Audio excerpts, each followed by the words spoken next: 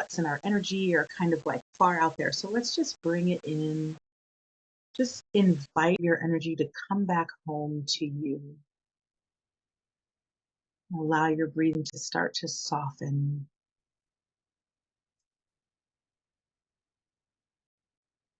And soften a little bit more and maybe deepen and to get slower. Really good. And through your nose, both in and out, let's have a nice deep but slow inhale. So nice and slow, deep breath. Inhale through the nose.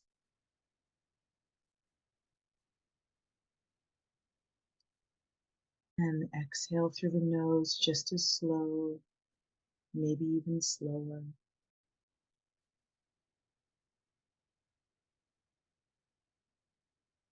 Really good. And I'll just ask, or I'll rather invite you to tune into the part of you that needs to know something, that needs to share something related to your business, related to your progress.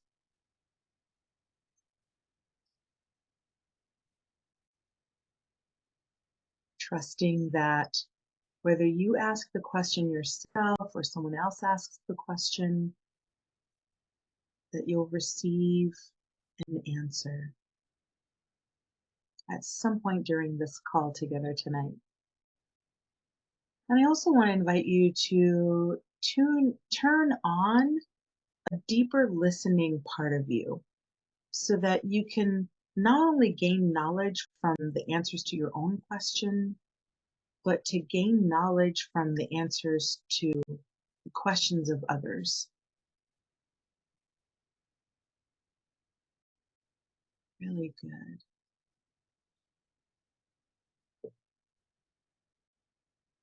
Excellent. And when that feels complete for you, you can have another deep breath if you like in your own pacing. And when you're ready, you can open your eyelids and be present with us again. Really good. Yay. How's that feel, everyone? Lots of head nodding. Okay, good. Excellent. Awesome. Great. Great.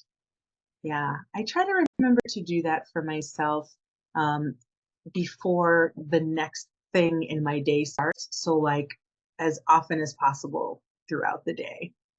I don't always remember, but it sure does help when I do remember. Oh, really good. So it looks like everybody here is familiar. Cool. You know, I think I want to invite us to just start in with the questions. Is there anything that's burning in your body that wants to be asked right now? I'll give that a moment. I have one. Great. So when you, I'm trying to think how to say it, but basically when you see clients and then you know you're booked for a little bit, but then you don't, how do you navigate continuing to connect for when those slots happen, slots open up? And because I haven't had this situation before, but I'm kind of in this situation. So how do you navigate that? You just have a wait list, or what do you do? Are you saying that you've seen some clients and now your roster is full? I'm scheduled to see clients, yeah. Scheduled clients and now your roster basically it's the roster's going to be full. And so then I think, well, you don't want to leave people hanging out there for a while either. So, and then with the clients, I don't know, because of the way that my work works, you know, like initially I'll see them for the intake, which is an hour and a half, and then I might see him, maybe 4 weeks in a row, but then we'll start moving to maybe every 2 weeks and every month or something like that. And so in the meantime, you don't want to get to where you're at that month part and you all of a sudden you don't have anybody. Right. So how do you navigate that is what I guess is what my question is. Thank you for understanding the explanation. Yeah, for sure. Yeah. I'll share 1 cent and then we'll see what Sharon's expertise wants to offer. If it were me, I probably, well, I have, when your roster's full and you know that there's going to be when it's going to be open again, you can inform your incoming people of when you'll start to work with them again. Yeah. And if it's a long period of time, you can offer them something to do on their own between the time that they enroll and the time that you're going to start working with them. Okay. Does that make sense? Yeah, because what I can do is if they call, I can do that, basically the empathetic inquiry when they call, and then share that they are share that right now I don't have any openings, but I do foresee that I will as I work with people, and like you said, offer them something free in the meantime. Is what you're saying, correct? Well, so almost. So what I would offer is, well, first I want to offer a reframe. Rather than saying I don't have something available right now, I would say my first available is. I like that better. Yep. Or we can get started as soon as, and then tell them the first week that you'll be available to get started with them.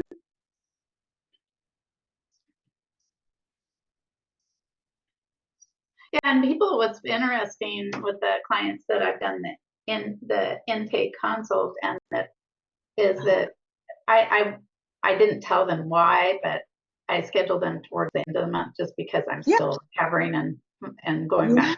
It's really kicked my backside. So they were great with it. They were like, yeah, that's great. It's fine. It's no big deal. So I really appreciate your reframing of not available, because not is not a helpful word. And and then we don't even want to bring that energy on board. And then in terms of your question about do you offer them something free, the reason why I said sort of is because if they're enrolled, they're going to have already paid or given you a deposit.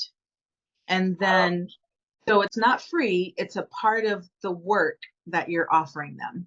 Oh, and see, I don't usually have people pay until the first session. So I invite you to consider adjusting that to have them pay you at the time that they enroll. Okay. To prepay that first session, that intake. That's right. Okay. Yeah. I'll jump in right there because it's such an important point. I want to highlight it too. If you're going to be, so I 100% go with what Yeshe just told you. And I would go ahead and make that first appointment for them, even if it's 3 weeks down the road or a month. And when it goes on the books, that's when they pay you, because you're holding that spot for them at that point. That makes sense. And if you have a package price, they don't have to pay you the whole package. You can let them give a deposit. But, it depends on the details of exactly what you're doing. Yeah, no, I don't do packages. It's not appropriate for yoga therapy. Okay. And so another variation of that is that you could see on your schedule if you have time to get just their intake done. Yeah, just to do the initial intake, which is an hour and a half. Yeah. If you can just get that done in the earlier than them waiting a month. Yeah. Then you could give them something to read or something to do to start their process, and it would be tailored to to them, because you've had the which intake. is how because I hesitate to just because you don't, there's so many things that can factor into what you would or wouldn't give them that are unknowns without an initial assessment. I mean, like if I didn't know that somebody had PTSD, that could significantly shift the languaging or the practice, or if I don't know whether they're a reverse breather. I mean, there's a lot of things, because if you, even giving a breath practice, if they're a reverse breather, that could actually make things worse. Oh, sure. So I suggest that you probably always could work in a 1.5 hour intake, even if your rest of your roster was full with weeklies. And get that in there as soon as possible, and tell them then that their first session of work with you will be, you know, whatever that future date is. Okay. Okay. That's super helpful. I'm so glad I asked. I am too. That's a good one. Laurie, I want to offer one more, maybe two more things. Yeah. And hopefully this is helpful to others as well. When I heard you say that packages are not appropriate for yoga therapy, and I will share that I had an experience myself with a yoga therapist, and she did packages. And I just did a super quick Google search on yoga therapy packages, and multiple sites offer yoga therapy packages. Yeah, my teacher is really, he really doesn't, because I brought this, I knew that was the answer. Yeah. Not. And then I asked it again just to clarify, and he explained very clearly why one would not do that. And so I feel pretty good about, I feel pretty solid on not offering packages because of the reasoning that he gave, which was perfect sense. Okay. Yeah, it's sort of like his simple version of it was kind of like, you don't buy packages for the dentist or something like that. And for some people, they only take 2 or 3, you know, that they might only need 2 or 3 sessions to get really what they need, whereas other people might need, you know, a longer period, depending on what you're working on. Well, I honor your decision on that. And with that being your decision, can I add that in that case, it would be really helpful for you to have, oh gosh, I just lost a word, for you to have prepared an offer for if they do need another session. You know, if someone's coming to you with a chronic issue, a lot of times it's not going to be resolved in one session. And so if they do need another session by the time you get through their first one, it would be helpful for you to have an offer to where you can, you know, make it easy for them to say yes to the next session. Yeah, and the way that I frame that, and the way that our school guidance is to frame that is basically, is money a thing? And if it is, then how can we navigate that? And so that might be meaning if they can't afford, say, a live visit because of the rent, or maybe they have a limited budget, that you have like a 30-minute Zoom call instead of an hour Zoom call, or a 50-minute Zoom call. So I feel very comfortable with that piece. Great. And then plus that I am gonna have eventually, not right now because I'm doing my practicum clients, but eventually I'm gonna have where I'll have like one slot for pro bono for somebody that just doesn't have it. I think that's really beautiful, Laurie. That's nice. So I feel good about that. I think Great. You know, it needs to be sustainable, but at the same time having where I'm doing service work also. Yeah, I absolutely agree. Another thing that I just wanted to mention, I'm going to just circle back. Sharon had said, if, you know, in between time where you have their initial consult and they're, you know, set up for their first session. Uh-oh, did we lose her? No, I have to. Oh, there you are. Okay. I have to change my camera because it gets these fuzzy things, and no problem. No problem. So in their quote unquote waiting time, Sharon mentioned, you know, offering them something to read. You know, you could give them something that maybe isn't necessarily specific to their problem if you're not clear on their problem yet, but you could give them something that helps them what's the word, acclimate to your style of work. So something that I do with my clients is I have 3 articles that I wrote years ago, and I email all 3 of those articles to them. And one of the articles is just about my coaching style. And it's just a simple explanation of, you know, gosh, I can't even think of what's in the article, but it's a simple explanation of my language usage. You know, like, I think the title of it, if I remember correctly, is I feel, I think, I know, and I sense. And it just helps. I'm helping people to understand when I'm talking about feelings, I'm talking about emotions. When I'm talking about thoughts, I'm talking about this category of words, and et cetera, so on. So that they understand when they get to their first coaching session with me that this is how I'm going to be relating with them. And I find it's really helpful. People actually do read it. And I gave them a little miniature exercise at the end of that article. So something that acclimates people to your yoga therapy style would be really helpful. Even if it's not something that you wrote, you could just, you know, find an article that you really love that speaks to your style and offer them that, and you know, maybe ask them to give you feedback on what they learned from the article. That way they're engaging before you have your first and time. I loved having an experiential with the articles. That's because I think that's bringing it into the body. And yeah, exactly. Great.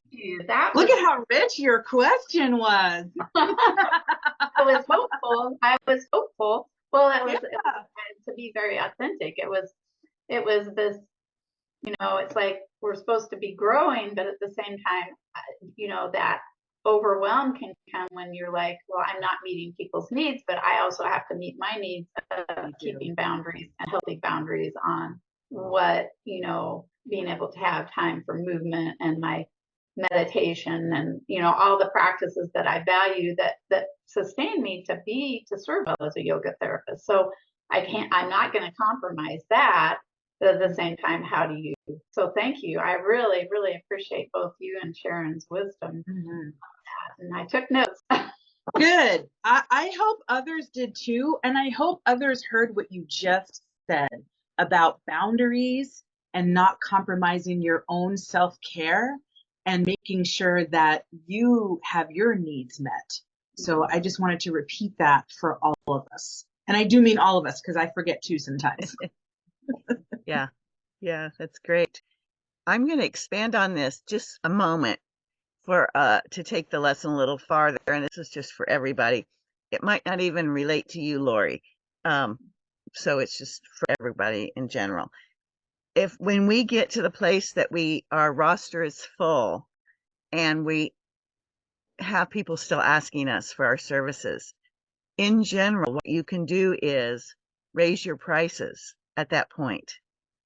And when you raise your prices for one-to-one work, you, at the same price or slightly lower than your old price, you offer a group program so that the people who can't or don't want to go to the higher priced one-on-one can still stay working with you in a group and not pay more. Okay. So that is a great way to manage your time and energy, protect your boundaries of your balance, and take your service to a higher level. Now you'll have the one-on-ones and the group going. Okay. And okay. So who wants to ask a question next?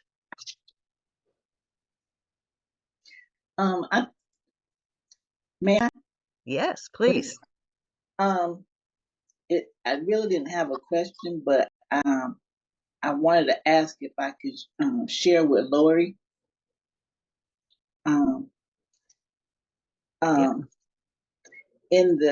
Just based on your questions and what you discussed, Laurie, in North Carolina, and especially where I am, there is a dentist who's actually built his practice making or allowing $25 payments towards people that can't afford their treatment.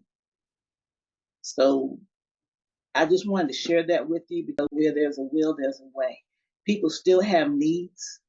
You have something to offer. So there is a way that you could do it if you want. That's it. Thank you very much, Bernadette. And just if I really go, did you get all my emails? I did. Thank you. Or I sent her. She has an amazing mission, and I know. support it 100%, 1,000%. So I sent her, because I work as a quality nurse, and I like took a little bit of time at work. I think it was yesterday, and I sent her a whole bunch of the standards and CMS information and things that would bolster her when she speaks to audiences. She can reference those, which will give even more. It just adds to the credibility she already has. And so I was like, yes. That's really cool. Yeah. Great. Who else would like to talk tonight? I would like to share. Okay, Anna, and then we'll go with Marcia next. No? Oh, you're clapping. Okay, gotcha. Gotcha. I'm not sure that there's a question in here as much as I think I need just to say this out loud and kind of process this with you and just get any words of wisdom. So in my business on social media, my messaging was, I felt a little bit general around personal and spiritual development, growing self-esteem, self-confidence, connecting to your intuition, that kind of thing. But the engagement and the, people signing up was inconsistent.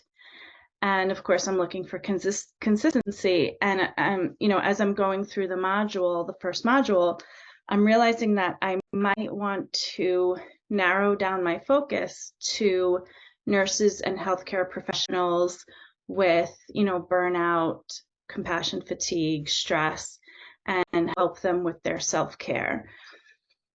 It makes me a little bit nervous, and I know that this is part of the process of pigeonholing myself.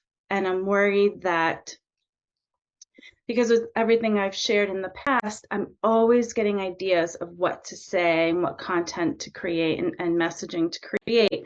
But again, I'm not getting the engagement that I want. I'm worried that I'm pigeonholing myself a little bit. So I'd love to hear your feedback on that. Yeshe, would you like to go first? Sure. Okay.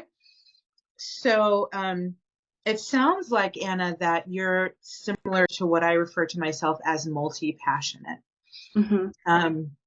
So one thing that I have found to be very grounding and important to do is to not worry so much about what people are going to think who aren't your ideal clients, and really allow your heart and energy to focus on the people who you want to serve right now, whether that's right now through the rest of this year, or right now for the next 90 days, or right now for the next 10 years. Whoever you really want to connect with and serve right now, allow your heart to really lead the way in leaning into what you want to share with them and what it feels like they might want with you. And then I'll let Sharon take that further, because I know she's got some really juicy stuff to share too on that. Well, thanks, Yeshe. First of all, I want to tell you I understand. None of us want to be sort of pigeonholed. That whole idea of just stuck in one place that we know we'll get tired of eventually, or I know you're a very creative person, so the idea of being stuck in a pigeonhole is worse for you than some other people, perhaps. Sometimes that one niche that's stable forever sounds very great to some people and secure, and others it sounds very constrictive and suffocating. So my guess is you're along that line where you don't want to be boxed in, and you don't have to be, is the good news. I like to I've done this myself, and I teach it. I think it's important that we just try on a niche for size for a while, Yeah. and don't. I like to say just date them until you're sure you want to marry one Right, or right. have a long-term relationship. It doesn't have to be for life. Just go out to dinner with them, and go to the ball game or whatever your metaphors are. Just try them on, and when you have done that a while, you will know when you hit one that you really want to invest in, Mm-hmm. stay with. You will know. Okay.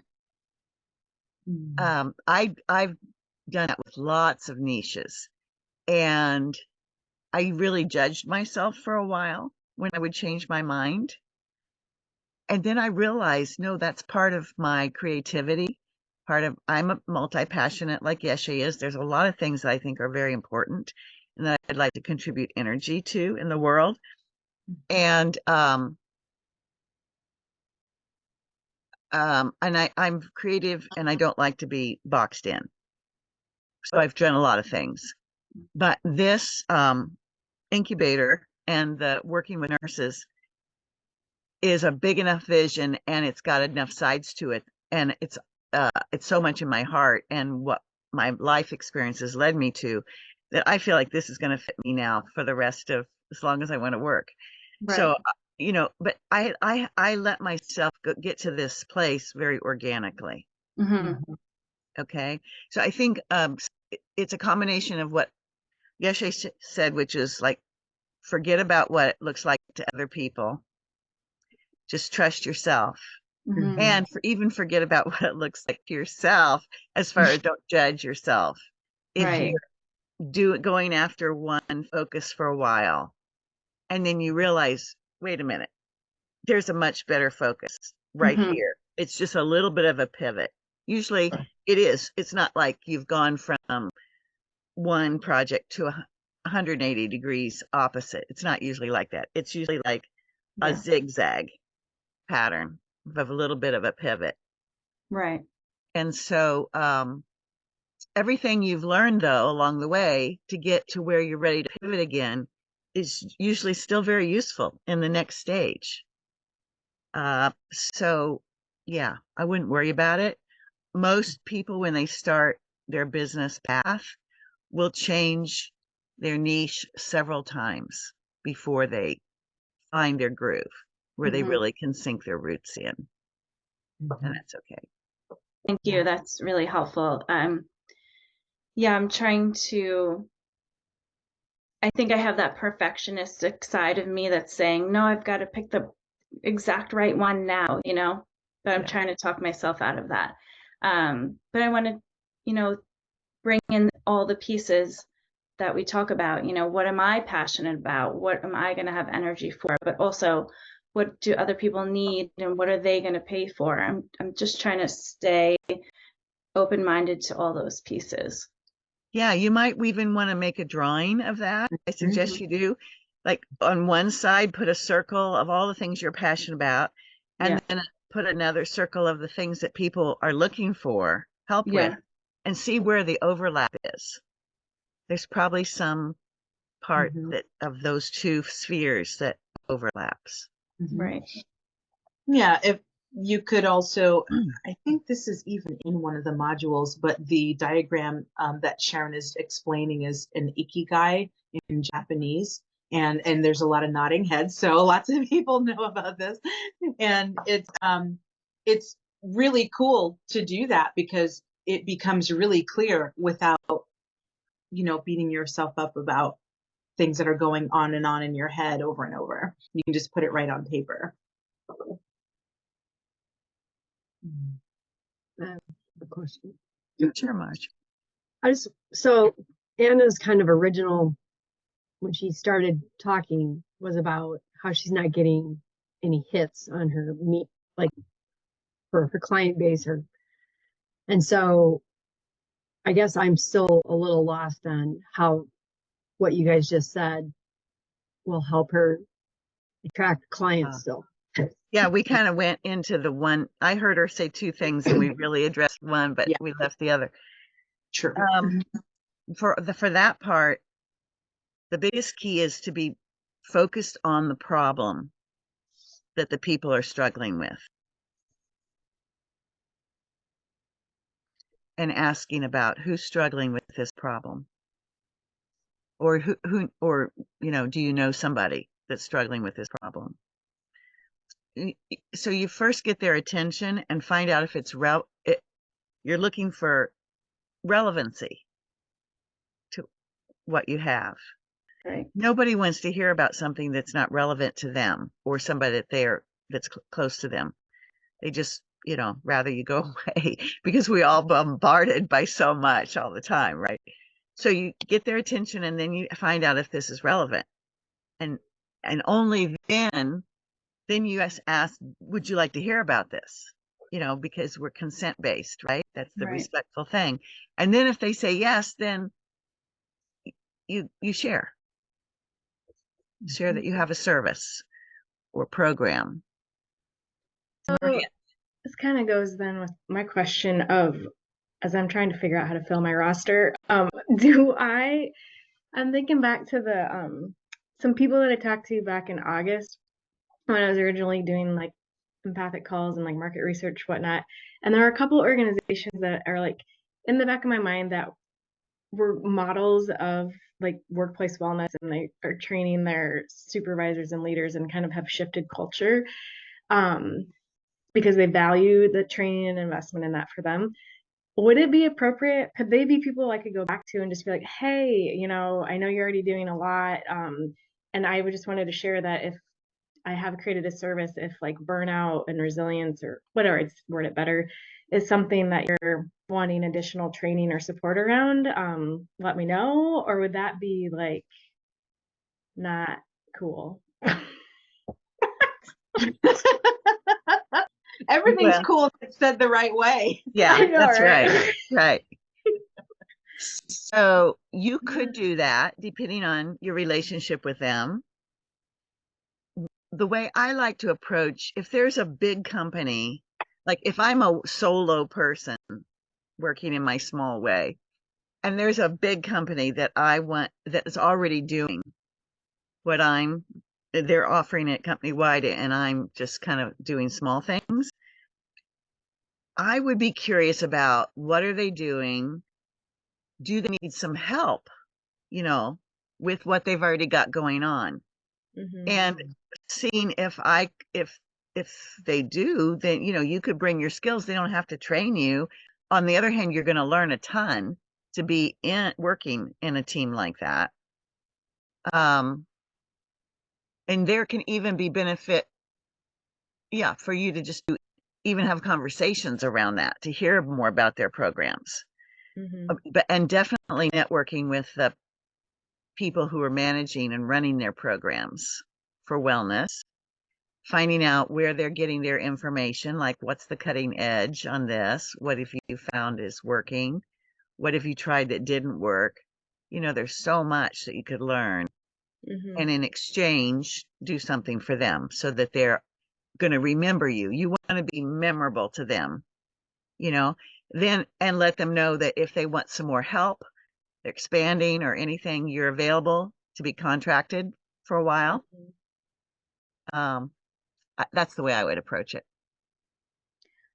And if you did work with them a little bit, you can, think of what that will do also for your credibility with others. Oh, I have been consulting with this company, and they're well known for having a great program. That also is another form of capital. There's money capital, but there's also social capital and intellectual capital, and there's 8 or 9 different kinds. And one of them is just that authority of you working with this credible company. Okay. How that can help you. Does that answer your question? Yeah. Thank you. You're welcome. I'd like to check in with Marcia and Anne. Does that answer your parts of that rich question as well? I think we got you both, but I just wanted to circle back and make sure. Yeah, I mean, I understand that. I just think maybe Anna was feeling a little lost about that side of getting her message out. I mean, I'm not that I'm not struggling with that, but I felt like her, maybe that she brought it up, so Anna, did maybe we, she do you want needed to, that address more than I do, but Yeah, no, that was all that information was really helpful. I apologize. I called you Ann. It's Anna. Got it. That's okay.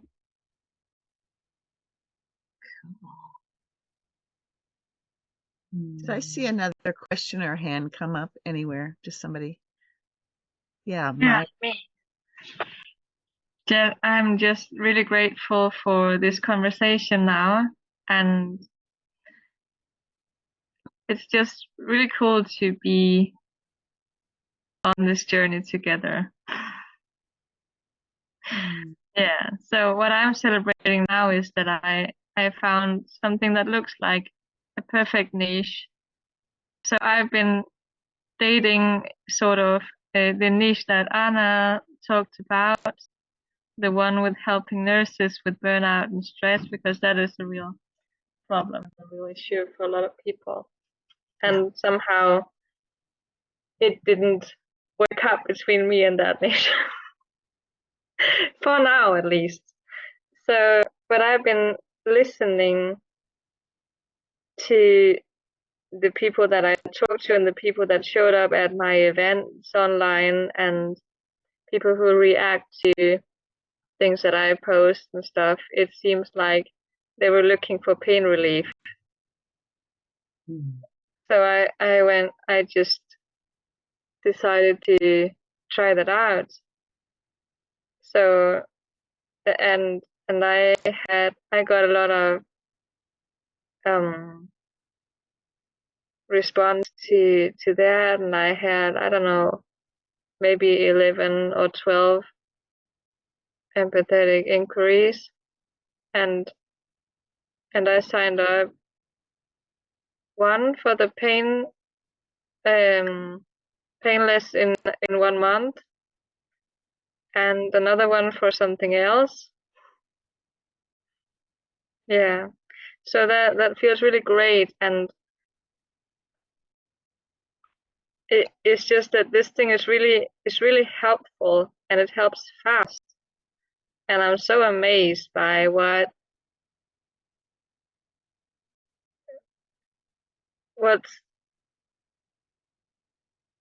possible when you let it be.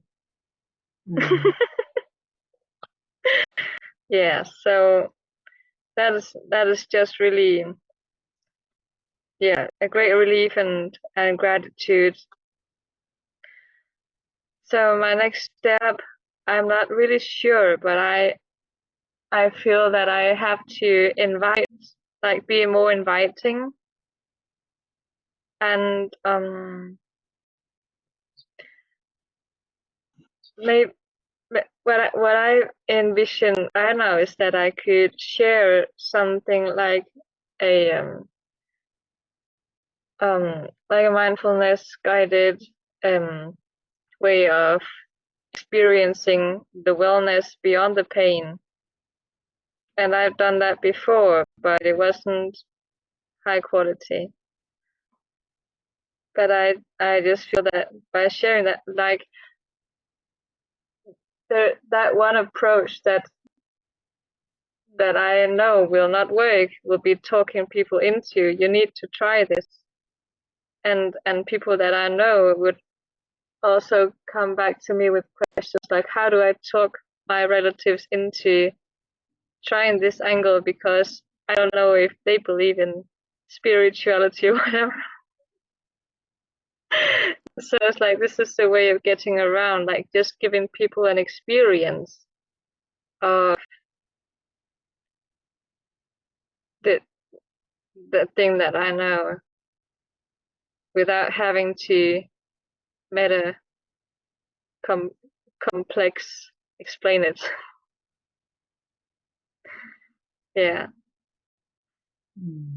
Thank you, Maja. I think you said some really important things there I'd like to highlight. And one of them that stands out to me is that you were sharing the empathic inquiry process with people, thinking that you were looking for people, nurses, to help with burnout. And then you were really, as you listened, you realized that the people that were attracted to you had pain. And so it's that listening. That's the purpose of the empathic inquiry. It's inquiry with your heart Thought open about that. Yes. and listening, yeah. And that will guide And you. I keep listening because I know that I don't have the answer yet. And like for every individual that I help, they will have to find their own answers to whatever. And I can just, gather information about what they experience and sort of see if I see a pattern or something, and that might be helpful to my process and my way of communicating what I do and to the people that I help in the future. So I really love that part of not having to be the expert, not having to know it all. But I used to be that. Still pops up sometimes. Sure. Well done on that. Celebrating you. I really love this comment. I just want to read it to you. Maja, your coaching will allow people to have side benefits, for example, a spiritual awakening. Yes. Yeah, really. Yeah, This because of who you are. That happened to me, I know. So yeah, that is a well, I don't know which one you would call the side effect. To me, losing my pain was sort of a side effect, but that is how you view it.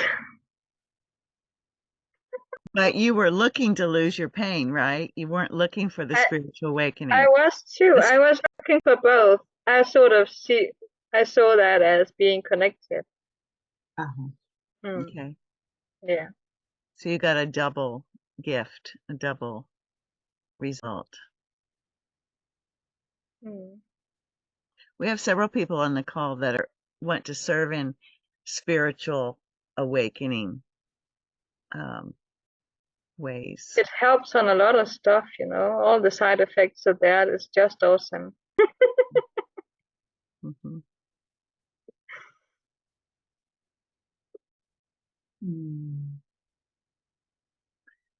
Okay. So who else wants to speak tonight?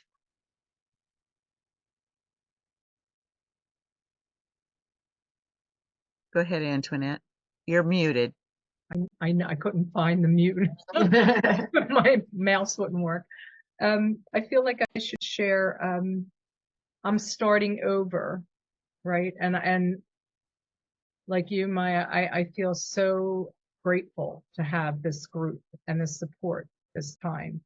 I started in 2020 life coaching. I was too scattered, and I was focusing on caregivers, both professional and people that were caring for their loved ones at end of life, because I'm a hospice nurse, so that kind of calls to me.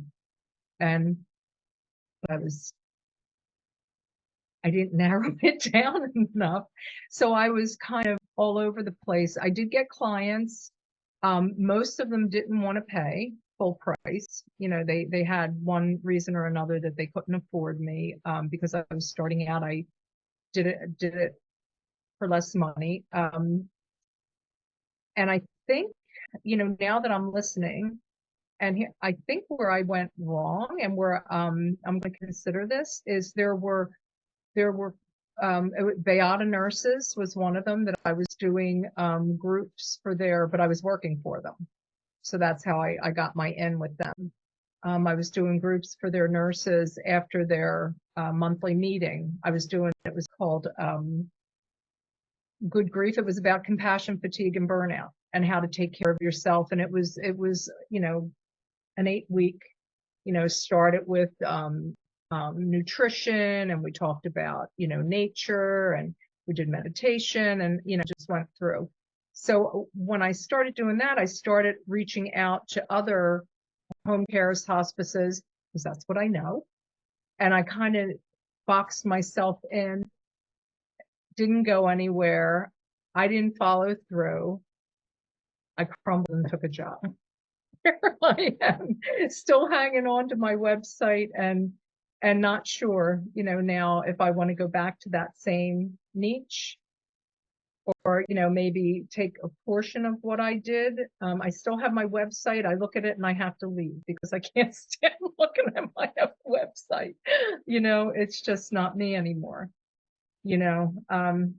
So it's interesting. You know, everything you're saying is so true, where you have to try it, see how it works for you, reach out, you know, listen, see what people think, and then kind of stay the course to see what happens before you go off in another direction. Because that's what I did. There's just too many, and people want this and they want that, and it's like, oh yeah, I can help you with that, I can help you with that, with that. It's like, whoa. And then you burn out yourself, you know. So yeah, interesting though. Thank you so much for all these wonderful questions and conversations. Really helpful. Okay. I love that, Antoinette. Can I offer a reframe? Yeah, please. And it's just one little tiny part that I heard. I heard you say, I crumbled and took a job. Mm-hmm. And I want to offer to all of us that maybe that isn't you crumbling, but maybe that's you taking care of yourself and making sure that your needs are met. Yeah. That's all. Thank you. Yeah, I just wish it wasn't a full-time job.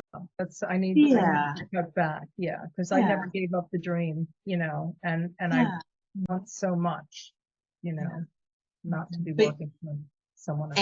And you're here right now. I am, and I'm here to stay. Yeah.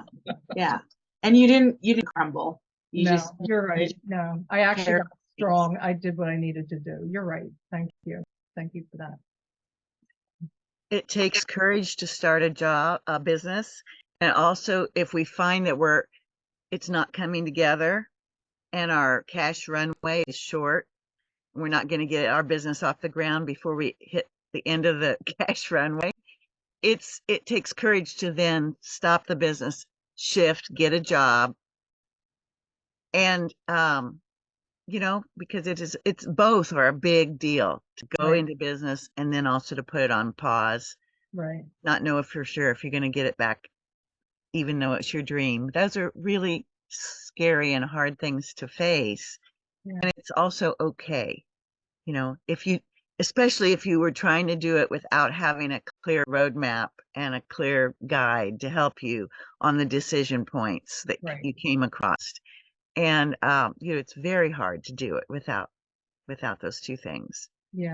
Yeah. So, yeah, having the guidance is incredible. Just, I can actually see where I went wrong along the way, you know, by skipping over things you know, I didn't do in a hurry to get started. Yeah. And market. And then, you know, you don't have the groundwork underway. So it's so important to get a solid foundation. Mm-hmm. And then try this, try that, you know. Yeah. Date for a while. I love that. Yeah, the dating the niche is, it's I've been wanting to date. Part. My niche is the best thing to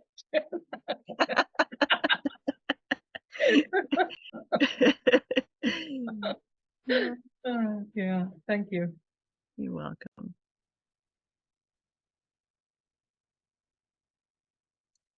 Well, we haven't heard from Betsy. Betsy, do you want to speak tonight?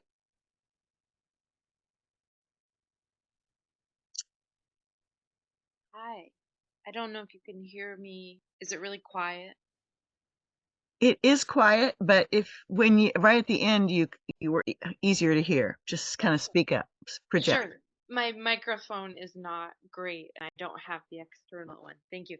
I just got back from a long road trip vacation, which was amazing, and I'm kind of half asleep, but I was just so happy to be here. So I'm just taking it all in and just enjoying all your questions and openness and wisdom. Yeah. Okay, great. So thank you.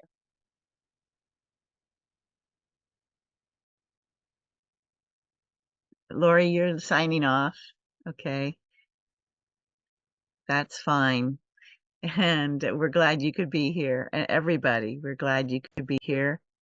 I think Yeshe and I can stay for a few more minutes. We have a few more minutes with you. Mm-hmm. Anybody else would like to share?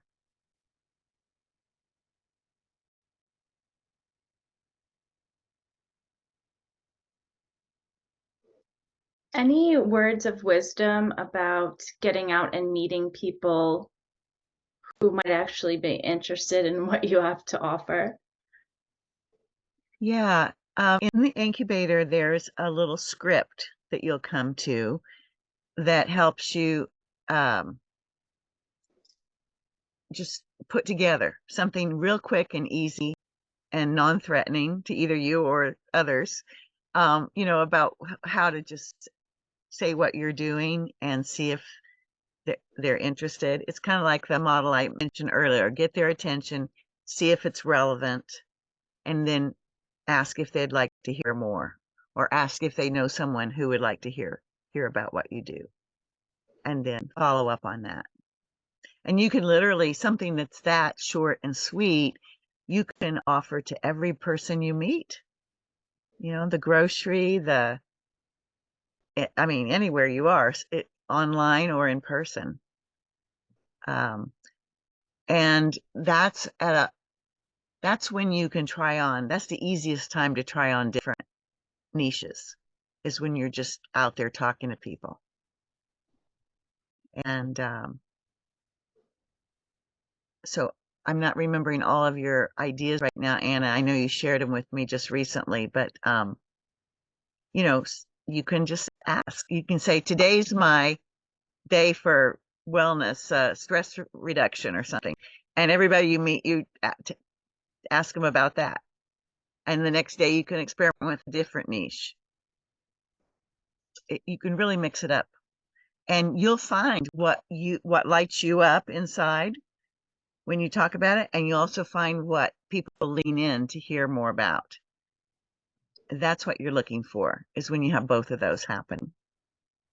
And you don't have to plan what you're going to do or how you're going to do it until after you find that problem that you want to help people solve.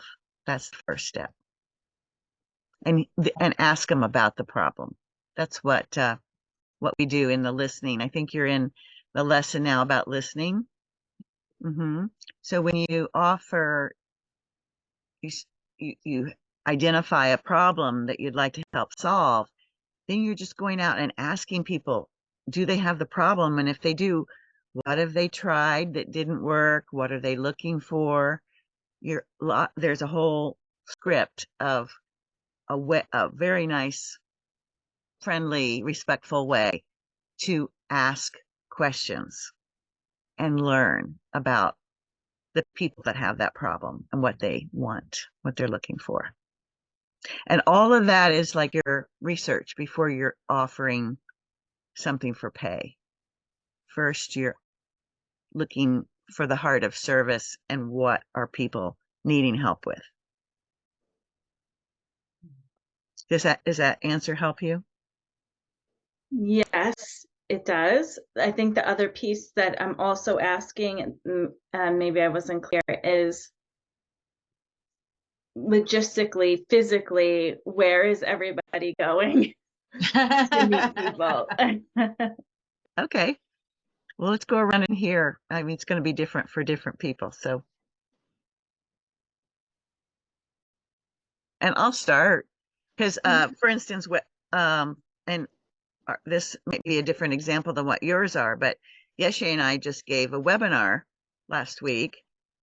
We were invited to speak at a chapter of the AHNA in Texas. We did virtually, and over 100 nurses signed up for it. And usually a typical show up rate for something like that is about 50%. And we had about 50% live on the call. And of course, we're giving out the recordings too. But we had identified a problem. Yeshe had identified a problem, asked a lot of people about that problem, what they needed, and she'd done all that background. And then she put together a free webinar and, was invited to offer it. It was just synchronous in that way. She had put together, had kind of a starting idea, and then we were invited to offer it. And so then we put it together. When we got the invitation, we actually made the webinar. And so then that increased our visibility. And at the end of that webinar, she gave an offer of a consultation with her, where somebody can talk to her one-on-one. And in that one-on-one, she helps them solve just one problem that's solvable in a 30-minute call, so it's going to be a smaller problem.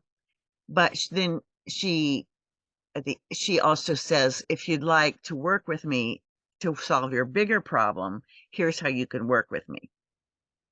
Okay, so we'll teach you those kind of methods in this incubator. But at the beginning, I'm responding to this because this is one way to get visibility. But at the start, when you're not sure what you want to offer, you're going to just be getting out in front of people however you can. Yeah. One or in groups or whatever is available to you. Mm-hmm. And what comes to mind, Sharon, too, is chatterboxing. Yes.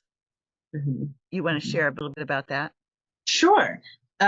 So chatterboxing is basically your business is on your heart so much that whenever you're in conversation with someone and they're asking about what's going on for you, you're talking about what you're doing in your business.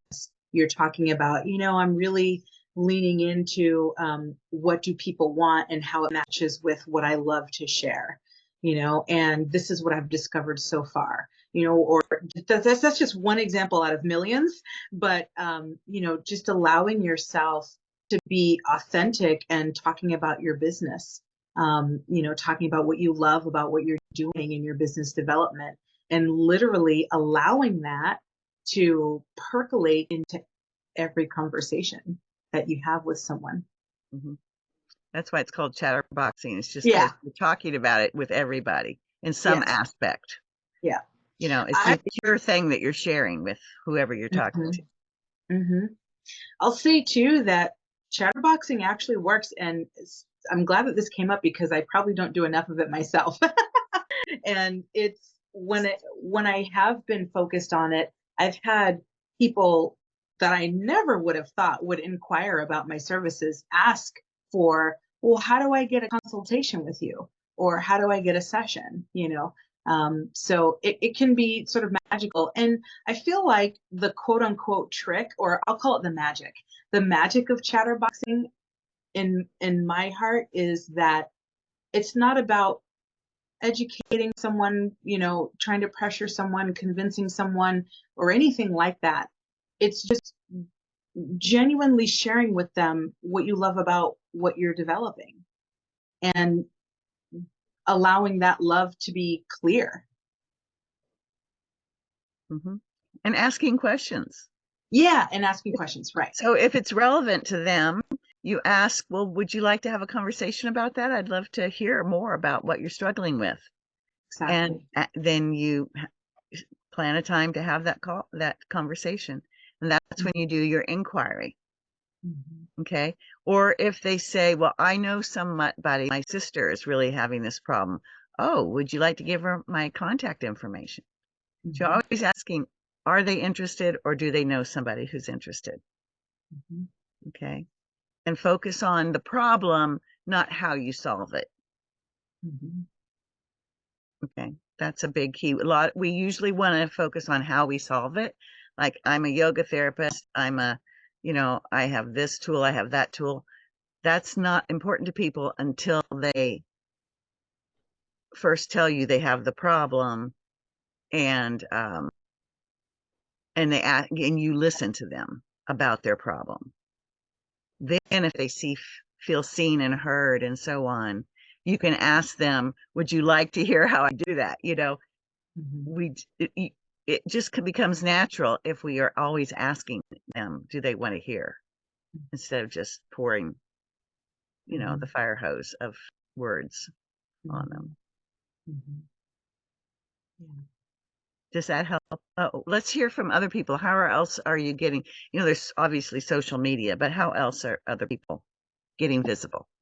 I have, so community organizations, AARP groups and different business organizations, and those breakfast, the business breakfast and all, you just reach out, the Chamber of Commerce, and they're always looking for speakers, and you just go and talk in front of the group and just talk about, I always like to do like a little guided relaxation, or offer something at the end of it so they can get a sample of what you do.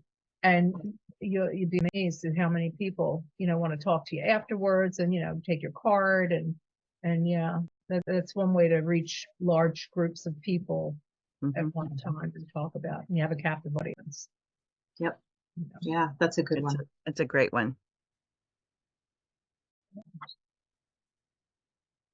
That's easier for those of you who have the blaze energy to do than those of us who have the introverted steel and energies.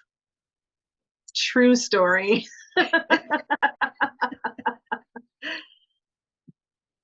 Yeah.